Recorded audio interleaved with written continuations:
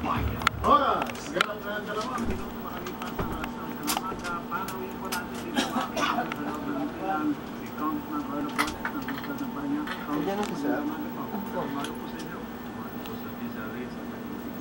Alam po namin, isa kayo sa matinding tumututulong dito sa RHD. Pero umali po kumalinawan kung ano na estado ng naturang panukalang batas dito sa Kamara ng Eleksyon. Ay, pwede na siya marinig. Naka-out na ako. Hindi pa. Ba't hindi ko marinig? Napakahaba yata yung mga interpelators. Iba hindi pa nagpamanifest, napakiramdaman pa. Hmm. Eh siyempre, titignan lang kung Standby material na ako. Okay. Na ayon sa kanilang Wala, hindi ko nito. Hindi, ito lang yung monitor na ito. Okay, marami po mga nagtataka at marami rin ang mga nagtatanong, Congressman Roles, ano? Sa dinami-dami ng mga nakalinya para mag-interpellate, ibig sabihin, gagahulin kayo ng panahon kung ang pag-uusapan ay yung kasalukuyang pagpupulong ng Kongreso. Hindi ba malapit na kayo mag-adjourn? Hindi matatapos ito kung kami mag-adjourn yung CBDA, itong unang session year ng Kamara. Ang pinagtataka ko lang, bakit masyadong binibigyan ng diin ito samantalang napakaraming problema ng ating bansa? Katunayan, parati kong binabanggit, naglabas ng mga priority legislations ang Kamara, mga 106 yung priority measures doon. Ang number ng RH bill ay number 99. Bigla-bigla ay tapos biglang inuuna. Yung ano nangyari sa number 1, number 3, number 5, number 10, na talagang importante rin. Ano ang naging paliwanag ng Kamara, ng liderato ng Kamara? Hindi pa ho paliwanag, except na merong talagang nagsusulong dito, talagang masigasig. Ang masigasig yan si Congressman Lagman, na lahat yata ng panahon, puro RH ang kanyang ginugugol. Hindi ko na nakikita yan sa ibang committee, kundi sa RH na lang. Alam mo rin yan sa dinami-dami ng talakayan, mga tanungan tungkol dito sa RH bill. Isang tanong, ang mukhang hindi kinukompronta ng mga sumusuporta sa naturang panukala. At ito po yung akusasyon ni Senator Tito Soto na may kikita ng malaki pagka napagtibay itong naturang bill. Sigurado ko yan, pero kikita. Kasi isipin nyo na lang, sa ngayon, siguro sabihin natin, mga 10 million ang tinatarget ng mga childbearing women. Ang sabi nila, kailangan daw yan ng contraceptive. Dapat ang gobyerno ang magbigay ng contraceptives na libre sa kanila. Ang ibig sabihin, magkakaroon ng central procurement. Yung condom naman, ganun din. Sabihin natin, meron mga 10 million na mga healthy, able-bodied men na mga kailangan yan. Kung sabihin natin mga once a week, kasi yung contraceptives, araw-araw yan, no? Pero yung condom, sabihin natin mga once a week, o kaya once every 2 weeks. Yung mga sabi nila hindi maka-afford, hihingi ng ganyan sa gobyerno, magkakaroon din ng central procurement. Alam naman, basta central procurement, maraming masaya. Hindi lang yun, hindi lang gobyerno, kundi mga private sector, sapagkat sa ilalim ng naturang panukala, maging ang mga pribadong kumpanya, ay obligado na maglaan ng libreng contraception o contraceptive sa kanilang mga empleyado. Ayun, ang sabi ng principal author, naalala nyo, siya ay nakipagdebate kay Congressman Pacquiao.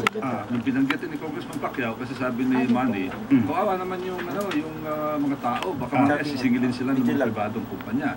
Ang sabi ni Congressman Lagman, huwag kang mag-alala, na-amyenda na yan.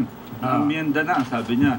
Biglang pumasok si Congressman Pacquiao, akala siguro maluloko niya si Congressman Pacquiao, ni Congressman Lagman. Sabi ni Congressman Pacquiao, ano bang rule ang ginamit niyo para ma-amyenda? Dahil alam ko hindi pa period of amendment Doon biglang umatras si TKO, si Congressman Lagman, ni Congressman Pacquiao.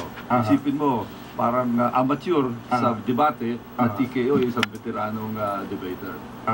So, hindi pa amended talaga yun? Hindi pa amended yun, dadaan pa sa period of amendment. Pero siguro doon ang direksyon natin na hindi na itutuloy daw yan, sabi nila. Pero Justice, wala tayo naririnig na paliwanag o kasagutan mula sa mga sumusuporta sa naturang panukala.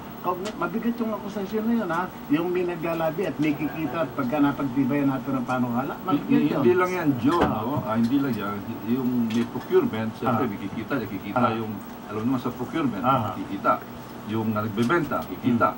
At dyan, kaya ako sa Kamara ng Representante ko, titignan mo kasaysayan ko, hindi ako bumibili ng gamot dyan. Yung PDAT ko, yung Porbargo, hindi ko binibili ng gamot. Dahil napakalaki ng mga nakakatakot, yung mga patients na naririnig ko dyan. Pagka pumayag kayo, bibigyan kayo ng 50%. Ganon, hindi pa nagsisimula, may 50% ka na. Hindi lalo na rito.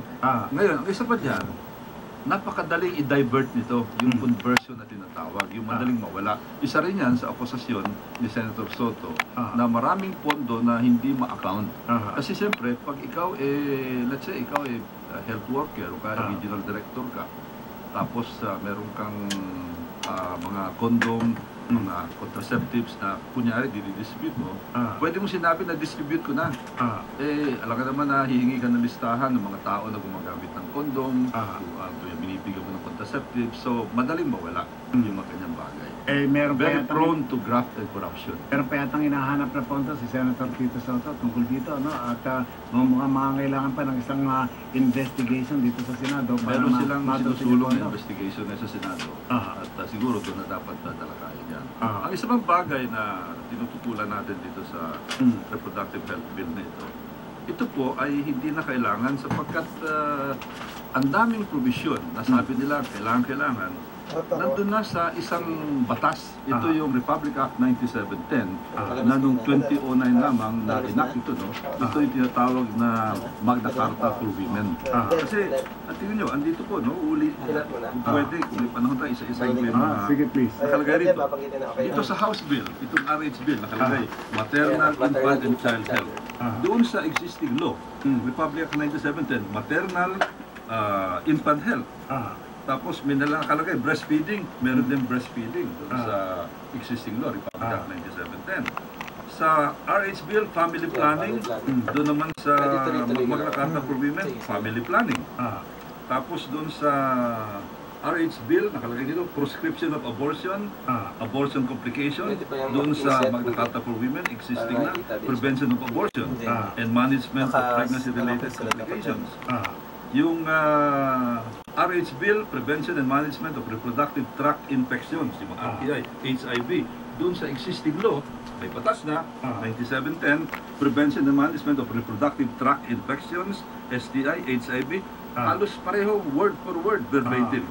Doon sa, nakalagay dito, sa RH Bill, Treatment of Breast, Reproductive Tract Cancers and Other Gynecological Conditions, doon sa Republic Act 9710, Prevention and Management of Reproductive Tract Cancers like breast and cervical cancers and other gynecological conditions and disorders. Doon sa RH Bill, Prevention and Treatment of Infertility and Sexual Dysfunctions, sa Republic Act 9710, Prevention and Management of Infertility and Sexual Dysfunction. Verbatim, word for word.